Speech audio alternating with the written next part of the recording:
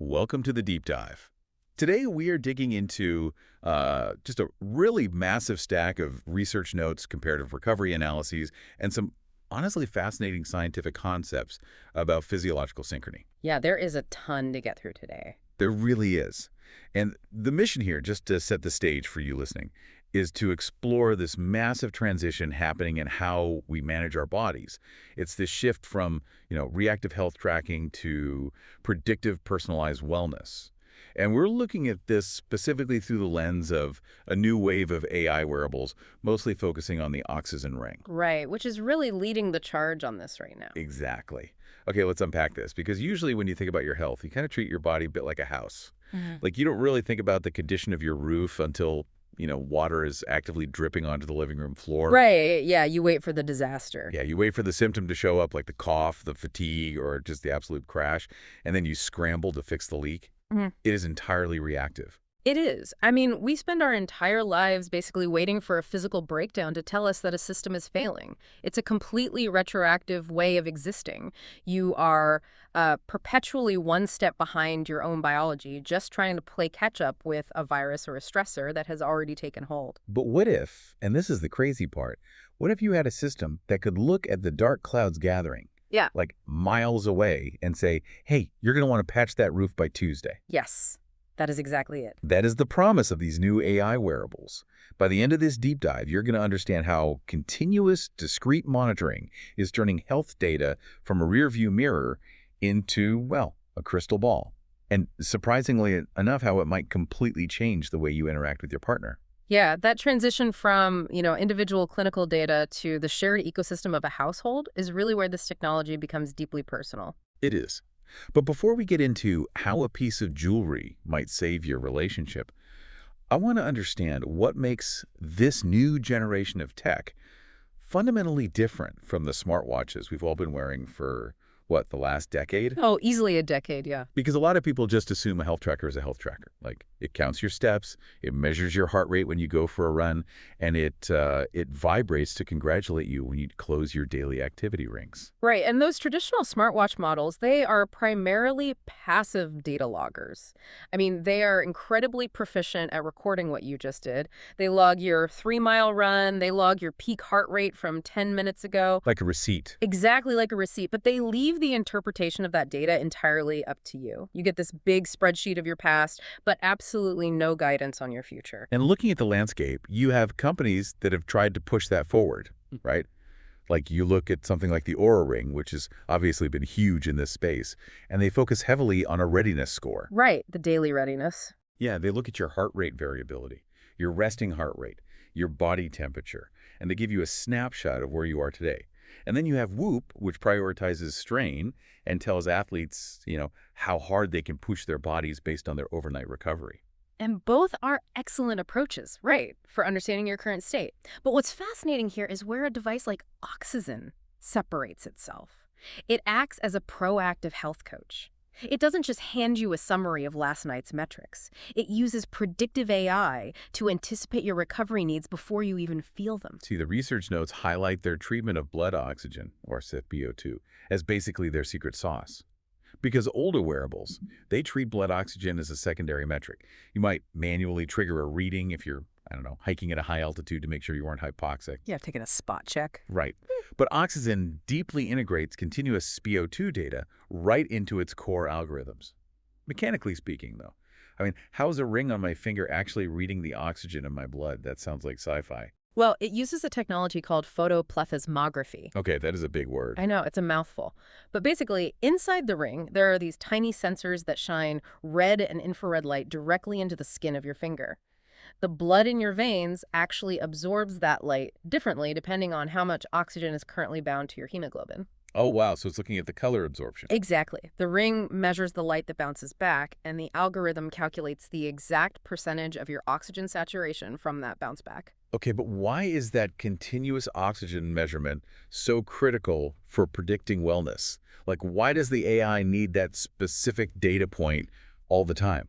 Because blood oxygen is a massive indicator of how well your body is restoring itself at a cellular level. I mean, your cells need oxygen to repair tissue, clear out metabolic waste, fuel your immune system. When the AI constantly monitors that SpO2 data alongside your temperature and your heart rate, it performs something called trend detection. Trend detection. Right, so it isn't just looking for one bad night of sleep. It looks for these microscopic shifts in your biological baseline over weeks. Wait, okay. I understand tracking a bad night of sleep, sure. Yeah. But how does the ring actually know I'm getting sick days before I feel a sore throat?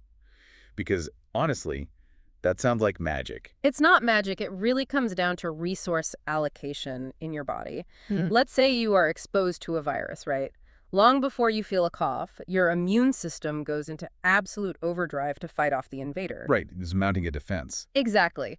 And that internal battle requires energy. So the ring notices that your resting heart rate is elevated by, say, just 2 beats per minute. Your body temperature is up by a fraction of a degree. Yeah. And your SpO2 has dipped slightly because your body is literally consuming more oxygen to fuel the immune response. So it's seeing the battle before I feel the casualties. That is a great way to put it, yeah. I mean, it's like older wearables are like a car's check engine light. They tell you something is already wrong. Yeah, smoke is pouring out of the hood.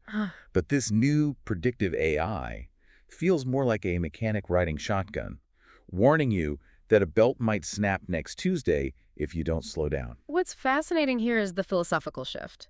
We're talking about moving the entire paradigm away from managing sickness toward optimizing continuous wellness. I mean, it forces you to ask yourself how you currently react to your own body's signals. Do you wait until you are physically forced to stay in bed? Or do you adjust your behavior the moment the data suggests your baseline is slipping? Yeah, that is a huge mindset shift. Yeah. But, there are physical realities to this tech, too. The pros are obvious. It's a discrete ring. It's way less bulky than wearing a big glowing screen on your wrist to bed. For sure. But the cons are real. Because there's no screen, you are entirely reliant on pulling out your phone and opening an app to see your data. It also requires a subscription model to access those deep AI insights.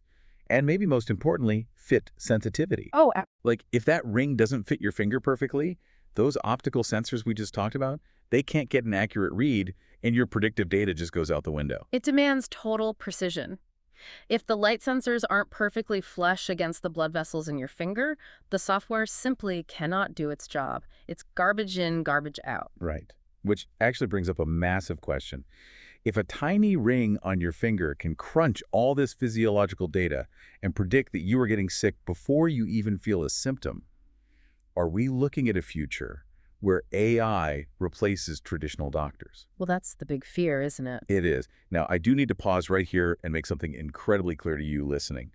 The research notes and materials we're dissecting today, they do not contain any information about whether AI wearables will eventually replace doctors. Right, that is totally outside the scope of the provided sources. Exactly. But looking at the broader medical and tech fields, just for some outside context here, AI wearables are generally viewed as continuous monitoring tools. They are meant to assist both patients and healthcare providers by flagging early warnings, not acting as outright replacements for medical professionals. And obviously, because that specific point is outside our sources today, you might want to independently verify that on your own. Yeah, the capabilities detailed in our sources frame this technology strictly as a proactive coach and an early warning system, not a diagnostician. Because honestly, data is incredibly powerful. But doesn't a raw wellness score on an app completely lack the human context that a doctor provides? Like if my ring buzzes and says I'm experiencing high physiological stress, the app doesn't know why. It just sees the heart rate spike. Exactly. But a doctor can actually sit down and ask me, hey, are you going through a divorce? Are you facing layoffs at work? The algorithm doesn't know my life. And that highlights the exact limitation of artificial intelligence in this space. It lacks clinical judgment. It cannot contextualize the raw biological data within the messy reality of human existence. The goal of these wearables, based on their capabilities, isn't replacement, it's collaboration. Collaboration. Right. Think about a standard doctor's visit. You go in, they take your blood pressure, they check your heart rate. It's a single data point from a single random Tuesday where you might have just been stressed in traffic on the way to the clinic. Oh yeah, the famous white coat syndrome where your blood pressure spikes just because you're sitting on crinkly paper in an examination room. I get that every time. We all do. But what predictive wearables do is create a high-fidelity, continuous baseline of data over months or even years.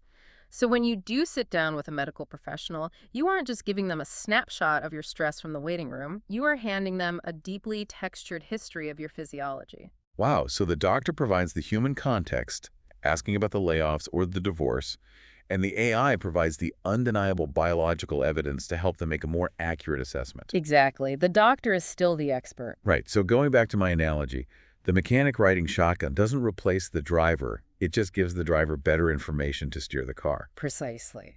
Now, to generate all those early warnings and continuous baselines, this AI needs a massive amount of uninterrupted, high-quality data. And, well, you don't get that when someone is typing on a keyboard or carrying groceries or waving their hands around. You get it during the most crucial monitoring period of the entire day, which is when we are completely unconscious. Sleep is the absolute foundation of the entire predictive model. If the AI cannot accurately map what your body does while you sleep, it cannot predict your wellness for the following day. It's just guessing at that point. So the way these rings analyze sleep is called sleep stage classification. And again, I want to break down the mechanics here because it's fascinating. The machine learning algorithms take your movement, or lack of it, and combine it with heart rate variability.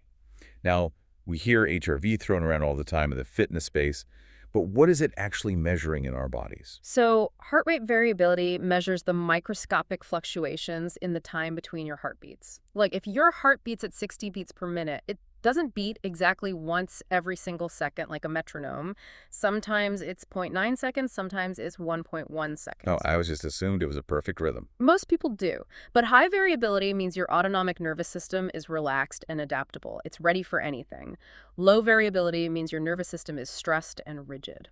So the algorithm translates those physical signals, like the microfluctuations in your heartbeat and the absolute stillness of your hand, into an incredibly accurate map of your light sleep, your deep sleep, and your REM sleep cycles. Yes, and each stage is vital.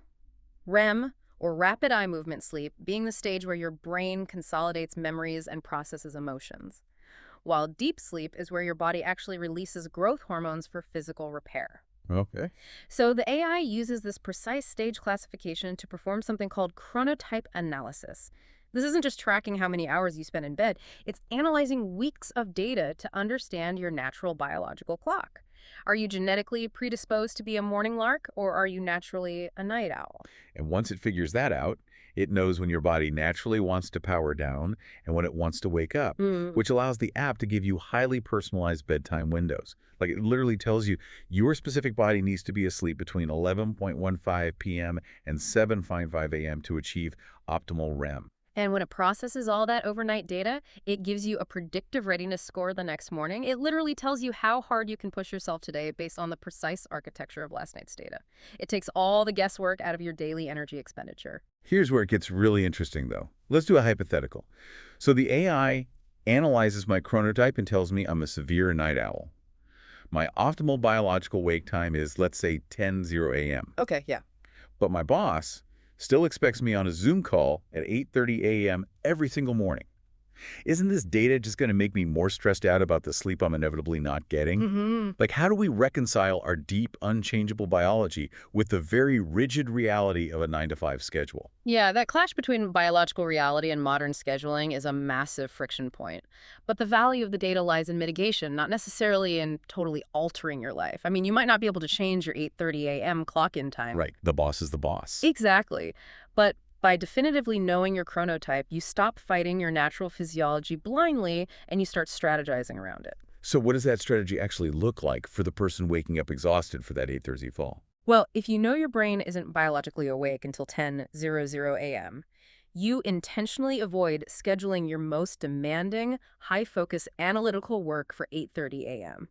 You handle low-stakes administrative tasks first, You save the heavy lifting for your actual peak hours in the afternoon. You strategically place your caffeine intake. So no chugging 3 coffees at 7 a.m. Right, because that just leads to a crash. And honestly, you stop feeling guilty for being groggy early in the morning. You stop blaming it on a lack of willpower, and instead you recognize it as a biological reality that you can actually manage. It's about working with your body's constraints instead of just aggressively overriding them with espresso. Exactly. Okay, so I have my perfect chronotype schedule. I've optimized my tasks. But my partner is a morning lark who naturally wakes up at 6 a.m., starts shifting around, getting out of bed to make coffee. Does all this predictive data just fall apart the second you share a bed? Because that seems like a huge variable. This is where the technology enters completely uncharted territory. The sources highlight Oxyzen's pioneering focus on shared health architecture and shared wellness.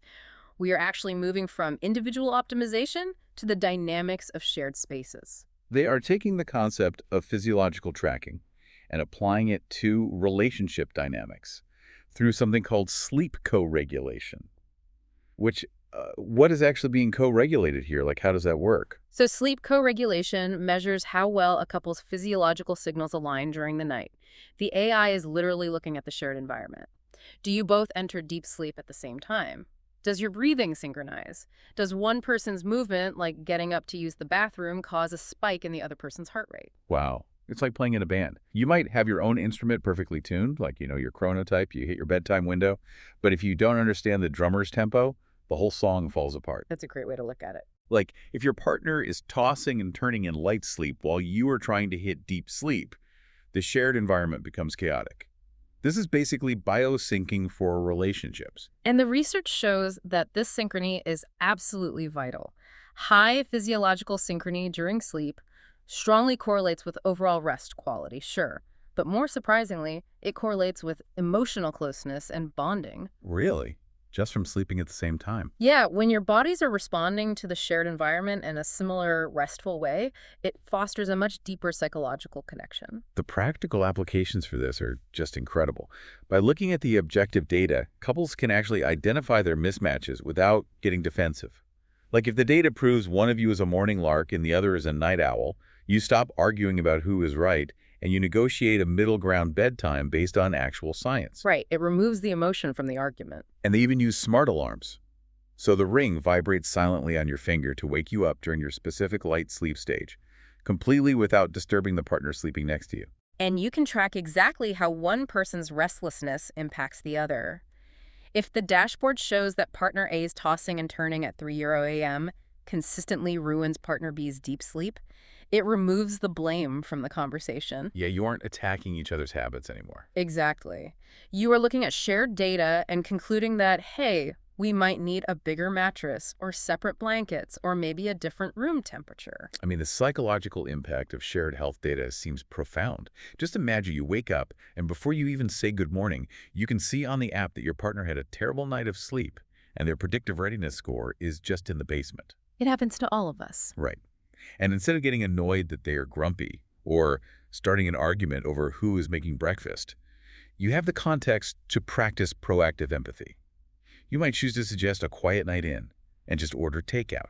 It fundamentally changes the dynamic from reactive frustration to supportive understanding. If we connect this to the bigger picture, it replaces assumptions with empathy grounded in biological fact.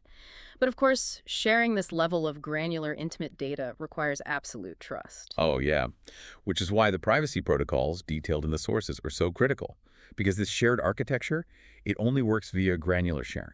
Like, you aren't opening up your entire medical history to your spouse by default. Well, no, definitely not. It is consent-based access. Yeah. You have to send an invite. They have to accept. And you can choose to share just your sleep score without sharing your raw heart rate or your SpO2 levels. Yeah. And it is all built on revocable permissions. You can turn the sharing off at any absolute moment. Because without that level of ironclad data governance, the technology shifts from being a tool for connection to a tool for surveillance. Trust is really the currency that makes shared wellness possible. We've covered an incredible amount of ground today. I mean, we are standing at the edge of a massive transition. We are moving away from a world where we only react to feeling sick to a world where discrete predictive AI sits on our finger, translating these microscopic changes in our blood oxygen and our heart rate variability into a forecast for our well-being. It anticipates our needs, it maps our unique chronotypes, and it even helps us synchronize our deepest biological rhythms with the people we love. It is a truly remarkable evolution in how we understand the intricate mechanics of our own bodies. So what does this all mean for you? It means that the true value of this technology isn't just about obsessively staring at a dashboard or collecting data for the sake of it. The real power is taking those insights and using them to build a lifestyle that actually respects your unique biology. It's about knowing when to push, when to rest, and how to communicate your invisible physiological needs to the people around you. And as we embrace this predictive future, it leaves us with a pretty provocative thought to mull over. If our personal devices can now predict our stress levels, our vulnerability to illness, and our physical readiness days in advance, well, how long will it be before employers or insurance companies want access to that predictive wellness data? When we externalize our biology to algorithms, where exactly do we draw the line between personal optimization and biological surveillance? Wow. That is a heavy thought to leave you with, but an absolutely vital one to consider as this tech becomes mainstream. We started out talking about how we treat our bodies like a house, waiting for the roof to leak before we fix it. Now you have the crystal ball. You have the weather forecast. The question is, what are you going to do with the warning? Ah, Thank you so much for joining us on this deep dive. Keep questioning the data, keep listening to your body, and we'll see you next time.